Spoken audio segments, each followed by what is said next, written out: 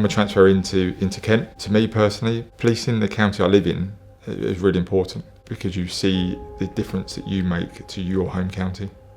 And that's something I'm really passionate around. We have so many different opportunities for people to transfer into that it's something that people should explore. There's always some incidents in your career which you will always remember. As I turn up, I see a gentleman walk across and I can see the knives in his back pocket. The opportunities now to join the police are so different to when they were when I joined, that you can join in on the pathway to become a detective. And the diversity of roles helps you understand where you fit within the police family. We are a slice of society. When we go home, we take our uniform off, and you're still that police officer underneath. When we attend calls, we leave a forever lasting impact on them. It'll be their only time in their whole entire life that they've ever been dealt with by the police. And the impact that every member of the public I've dealt with make me the person I am today. It's a fantastic job, and I'd never say not join policing. Welcome to More Than the Badge, a Kent Police podcast. My name is PC Melissa Marsh, and I will be your host today. Today's guest is Detective Sergeant Adam Stallard. Adam has been a police officer for more than 21 years and is currently working in the economic crime team. Welcome to the podcast, Adam. Thank you for having me. So can you talk us through what you do and what inspired you to join the police? Yeah, of course. So currently I'm a Detective Sergeant on the economic crime team. So it forms part of fraud, sort of SCD. So my day-to-day business is reviewing crime reports, also managing my team, but also supporting the force, the wider, in regards to fraud investigations. And what made me be a police officer? In this year, it's my 21st year in policing. So I think back then, the policing has changed over the years, but I think what we look to achieve remains the same. And culturally, we changed. Everything changes during the years. So I made a decision when I was 20. I like to think about what I can bring to the community. This is probably the best way to do it. Mm-hmm. And there's nothing more than being sort of community focused and the impact that you can make on people than the police. Yeah. Because remember, my thoughts around that is that we represent people within the county, don't we? We are a slice of society that makes up the police service. So we've got you as a detective. Yeah. What made you decide going into that role? Well, yeah, so I became a detective, it would have been back, I think it's around 2011, 2012. So I spent a good proportion of my career, first off in community policing and then within LPT. Mm-hmm. My thoughts around LPT, it's a specialism by itself. That's where you learn your trade craft of being a police officer. So it's very important that, the thinking on your feet, supporting the community, being there and then at the incidents. And then there was a reshuffle. I'm a transfer into Kent. So there's a reshuffle in Essex Police, and I got placed onto CID. And prior to that, I never wanted to become a detective, I have to be honest. But I'm dyslexic. And actually I found that the way that my brain works is actually very fine-tuned to sort of detecting crime and that detective pathway. Mm-hmm. I joined CID, become a detective there. Then I moved on to a domestic violence team, and then from there onto POLIT. So Police Online Investigation Team, and from there into SCD, into fraud. So I've been lucky with my detective career really, because I've had a good selection of roles. Yeah. And they all bring their own unique challenges. Each one of those.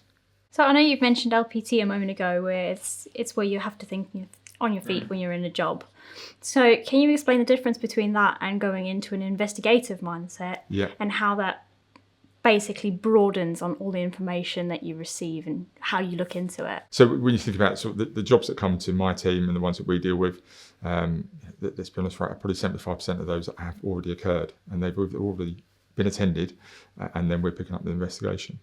But with LPT, sort of when you arrive at that scene, there's always that threat, risk and harm assessment you have to complete, don't you? Yeah. Sort of understand what's going on there and then, and then look at what your priority inquiries are there and then. And they're all different every single time, whereby when my team turn up to a scene, it's around the evidential challenges and how we're going to look to detect and look for a positive disposal for that investigation and support the victims. But with LPT, it's at the forefront, isn't it? Yeah. You turn up, you've got victims, witnesses all there that want to speak to you immediately. Yeah. And you don't always have that opportunity to step back, whereby as a detective, majority of the time we have the opportunity to step back, assess what we've got, and then move forward from there. Yeah, I know sometimes I've attended a job where I do have to think in the LPT mindset, but sometimes I step back from the job and go, ooh, I wonder what that's led to, and wonder what this has led to. But it's quite interesting to see how you broaden it once you go into that investigative mindset. Yeah, and it's definitely because you'll turn up at a job, won't you? And you will have to be sort of looking at everything. Yeah. You've got everyone that wants to speak to you there and then. You've got to consider every single evidential possibility there and then, what you're going to lose there and then if you don't deal with it, what you can get later on, and really put it in that priority sort of, where do you go from there? Yeah. And it's such an important skill to have, because my personal opinion, I think that helps you set your career for where you want to go from there on. So Sergeant Stallard, you were originally from Essex Police. Yeah, that's correct. How did that transition work? It was easy, to be honest. So to me personally, policing the county I live in is really important. So I transferred in, and I was able to transfer straight into, actually I went into the cybercrime team under SCD. So policing is policing again, isn't it? It doesn't matter what county you work in, we're there to support members of the public. So the skill set that I already possessed was transferable into Kent. So the transfer process was, so I applied, had the same, I had an interview process, a test, effectively, and also the fitness test. But then joining Kent, it was just so easy. So knowing that gave me the ability to police the area I lived in is so rewarding. Because you see the difference that you make to your home county. And that's something I'm really passionate around. I think I can relate to you, not being a transferee, but being a person living locally, working within my community.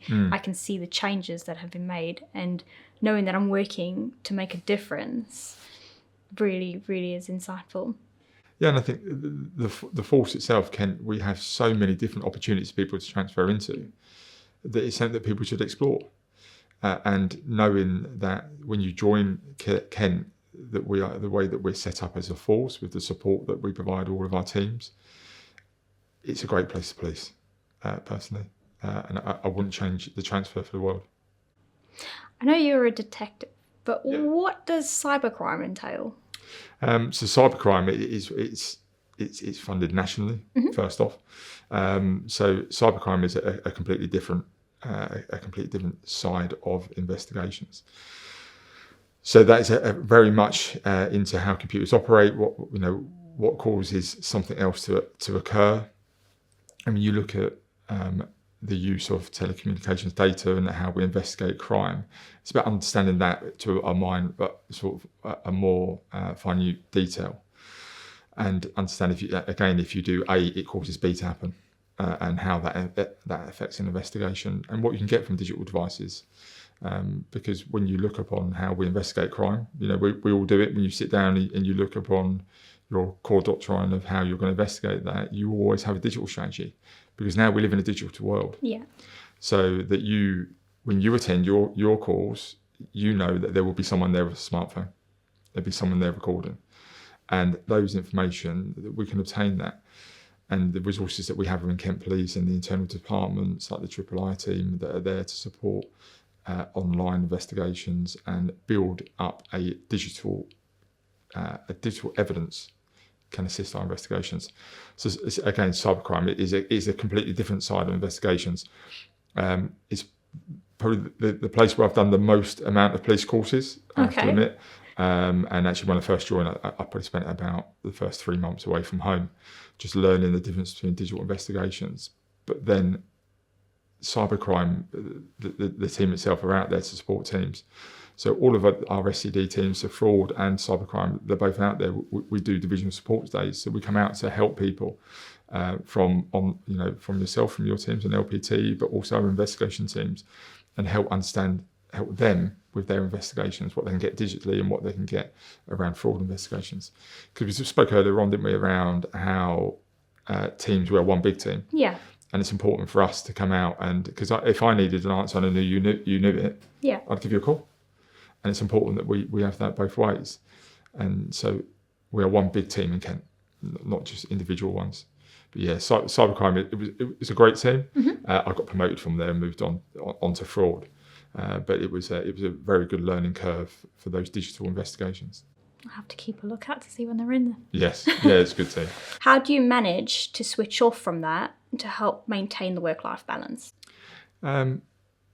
I think it's a police officer. You very rarely switch off. Yeah. And we're all different, and it's difficult to sort of make a decision around those. But my personal opinion is that I think if you're emotionally aware of your own feelings and you gain support when you need it, and that can either be speaking to your colleagues or the internal, so you can go to occupational health and so on.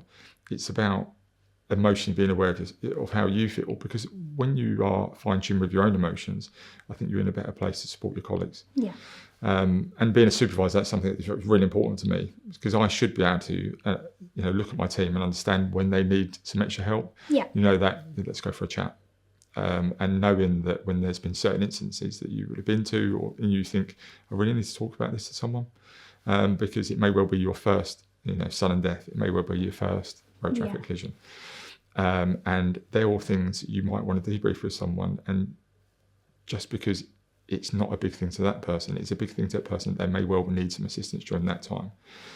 But I think understanding what's available out there to you internally within Kent Police really does help you. Yeah. Because I think, again, being emotionally aware of not just yourself, but your teams is really important. And I think we've got so much better as a force around doing that. When you think about attending incidents and knowing now that there can be flagged for trim process, and that you will be proactively contacted to say, do you need some support? And that we're here to support you. And know that is throughout through to speaking to your peers and supervisors upwards. There should always be that. You should always be able to ask for help. Yeah. And always be supported. Yeah. I know you said Kent Police, we've now evolved in terms of looking after our colleagues and their mental health. Yeah. What kind of services have you recognised that they have brought out to support us as a force? So in the last couple of years, there's been an enhanced amount of training given to supervisors to know how to support your team. So they've run breakout sessions for where supervisors attend day sessions to talk about what support is there. Yeah. And then we can cascade that down, and just knowing that you can support your colleagues, and that you can make like your occupational health referral, or that you can self-refer to counselling as well. And remember, you don't always have to go through that route, but the force wants to support you. So as long as we know that you need that support, we're here to help. But you can also self-refer for counselling, which is great, because I think having that opportunity to do both, it really does help you. Yeah, of course. Oh, that's great. Perfect. Thank you. So speaking again, we've got emotional moments, but is there a moment in your career that's stuck with you through the years? In the police, we've got level of supervision, haven't we? We've got sergeants, inspectors, and so on. But I always think about when we go outside that door, the public look at us all as supervisors. We all have expectations that we need to deliver to members of the public. Yeah. And to me, the things emotionally that I think I've helped the most in the last couple of years is being there for your team, because I think helping them develop are things which I take great pleasure in, because sometimes you need people to assist you, along that way, to say, let's have a chat around this. What learning has come from this? How do we get to achieve a better outcome in the future for members of the public? And when I look at those as a wider aspect, I think supporting my teams throughout the year, are things that stick with me the most. Yeah. Because you see people grow.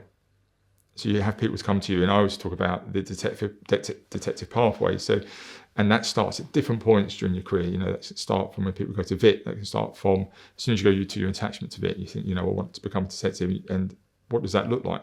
Because actually investigating a domestic violence incident and investigating a serious fraud incident or a complex fraud incident, they require slightly different skill sets. developing people and fine-tuning people as detectives and helping them achieve is something that sticks with me personally.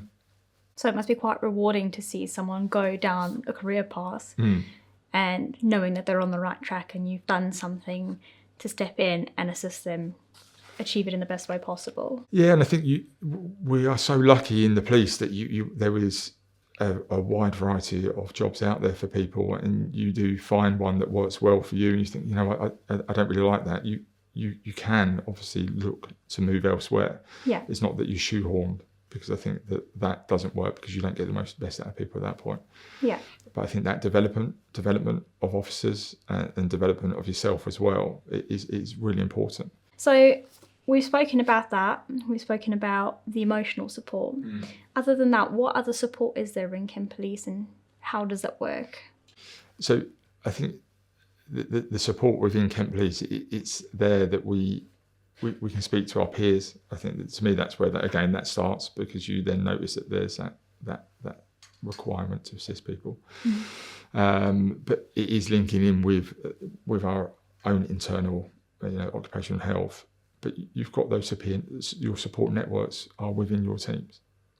And that's where it's so important to me, because if you know your staff, you know your colleagues that you're working with, you know when they need support. Yeah. So you can help them during that pathway. In my first few months of working, I could pick up that it's much like a family. Every department is like a family. You spend so much time together that you get to read when a person's not okay as well, and it's quite nice to be there and be that supportive person, like a family member, but from a colleague perspective. Every team's unique, for the best way to put it. So the things that you will talk to about in your team, they're things that my team won't talk about. Yeah. Because actually, we're not attending the frontline jobs like you. So there isn't that, what would you do with this situation, and so on. But having that team ethos, and I think that within Kent we are lucky, we're extremely lucky that I have, and my thoughts around every department is that you should be able to go to any department and ask for some help. So, because when you look at, I look at the size of fraud across the force, and they sit in various departments across the force, and I would like every team to feel that they can come to me and ask for help, because we are one big team. Yeah. We're not individual teams. There is that police family that we should be there to support each other, because something that you may find challenging, I might not find challenging. So I can talk through how I've got through that, and that can be emotionally or and also just around investigations. But you look at where we are again within the force around neurodiversity. Yeah. I'm a dyslexia buddy, so people can contact me and say, right, they want some help around certain parts that they find challenging. And I think having those support networks are there to assist people. So do you hear or face any misconceptions? I think there's probably many misconceptions around the police, what we do, and how we get from point A to point B. But we are very, when you look upon it, victim focused. But sometimes we have to do suspect focused as well, because obviously supporting victims, but we can only prevent crimes occurring sometimes by being suspect focused. Yeah. And I think maybe some misconceptions within the police is that every department is separate. When they're really not, because if I needed some specialist assistance with an investigation, I'd be more than happy to pick the phone up and say, look, I need your help. And I think maybe that's where the misconceptions are, is that we are singular teams when we're not. We are one big team looking to achieve the same outcome. So that kind of links back to my previous question, and it's basically saying that everyone's got a puzzle piece to help solve the problem. Yes. It's just coming together at the right time to fit that and solve it. 100%. Yeah, perfect. 100%. Thank you. Has there been a moment where you realise the risks of what you do? Yeah, I think policing holds its own risks, but I think we are well trained and equipped to look to achieve the most appropriate outcome. And when I look back across my career, and sort of there's one, and we touched on it earlier on, there's always some incidents in your career which you will always remember. Yeah. And it's like a photographic memory of what's gone on. And I think, and this is where again, with yourself at LPT on that front line of policing, it's so important to be giving you the skills and equipment to achieve what you want to achieve, and not only for your personal safety, but also for members of the public. Yeah. So when I look back, when I was in uniform, I attended a domestic incident. I was single crewed, and it's not unusual to be single crewed, and it was a domestic incident whereby I was requested to attend a disturbance at a block of flats where an ex-partner turned up and he was in possession of some knives outside. So I arrived at the scene by myself, knowing that there was a wider team around there to support me, but they were at calls at the moment. Yeah. And again, we have to look at the priority of calls, didn't we? And that's where it's so important with an LPT. So many different challenges at that point. So I've arrived at the scene. Single crewed in the car. It was dark. It was about 11 o'clock at night. I report of a man outside the premises with some knives. As I turn up, I see a gentleman walk across, and I can see the knives in his back pocket.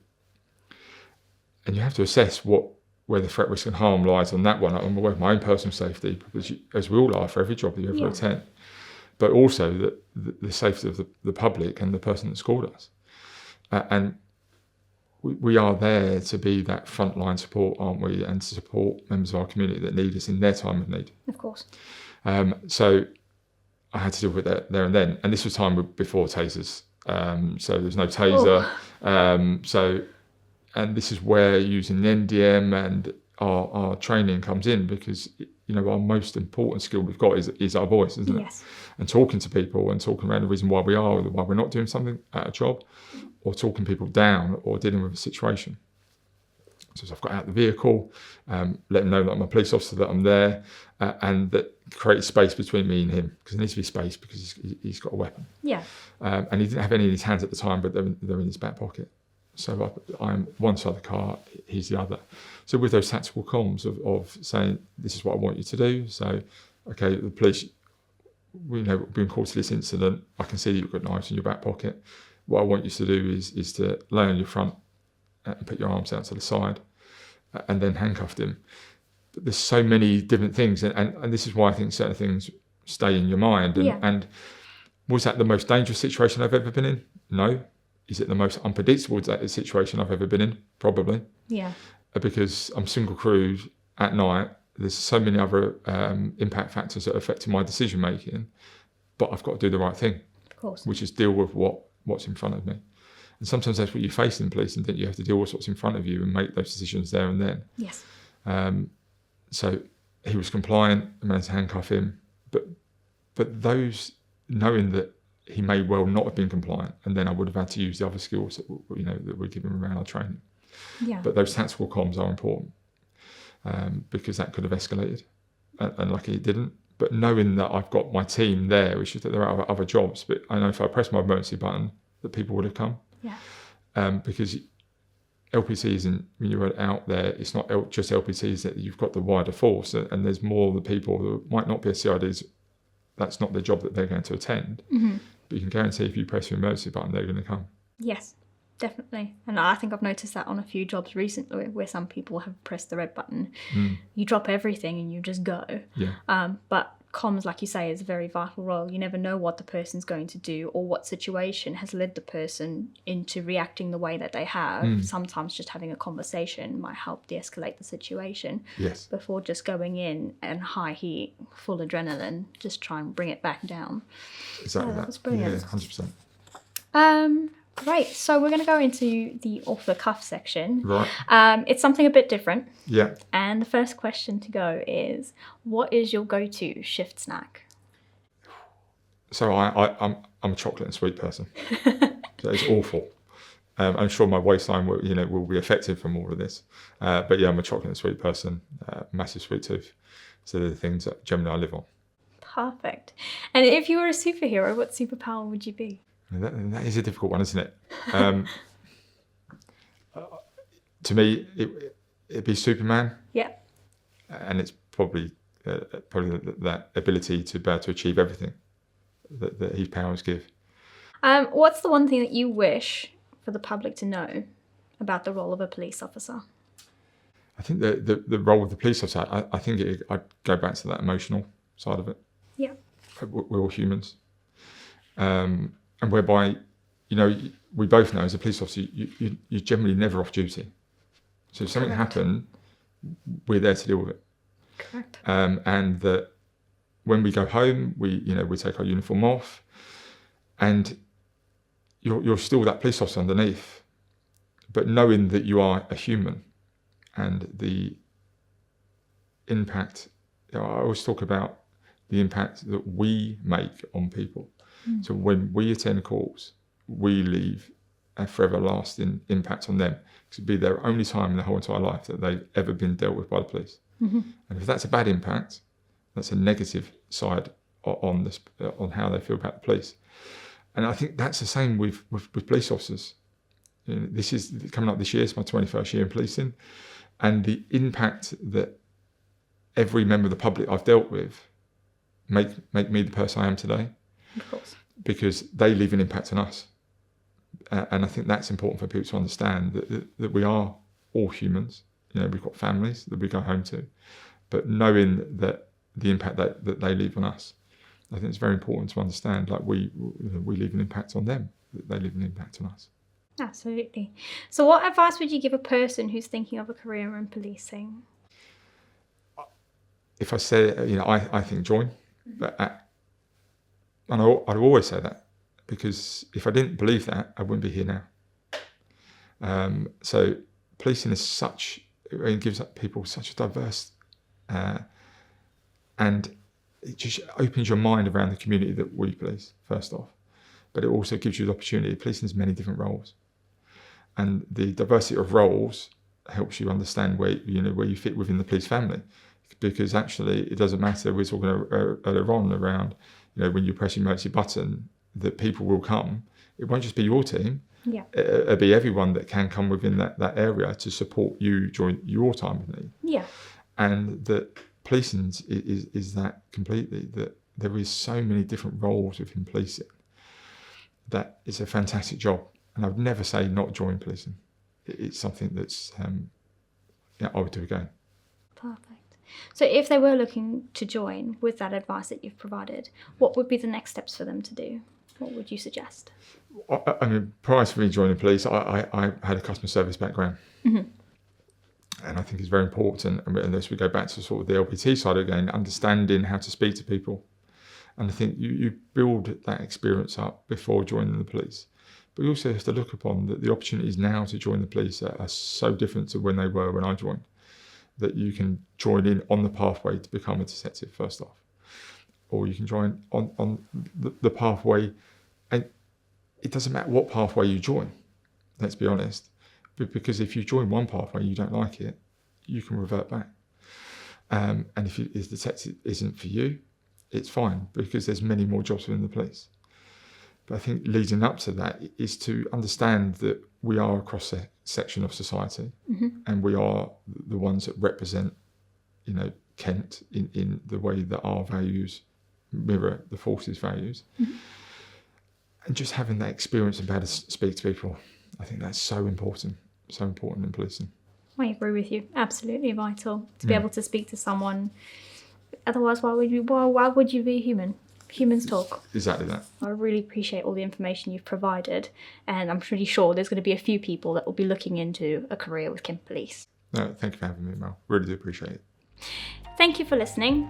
If you've enjoyed this episode, follow us on Instagram, X, Facebook and LinkedIn, where we'll be posting previews of our upcoming episodes. You can watch this episode by subscribing to our YouTube channel and find out more about the variety of career opportunities available by searching Kent Police Careers. See you soon.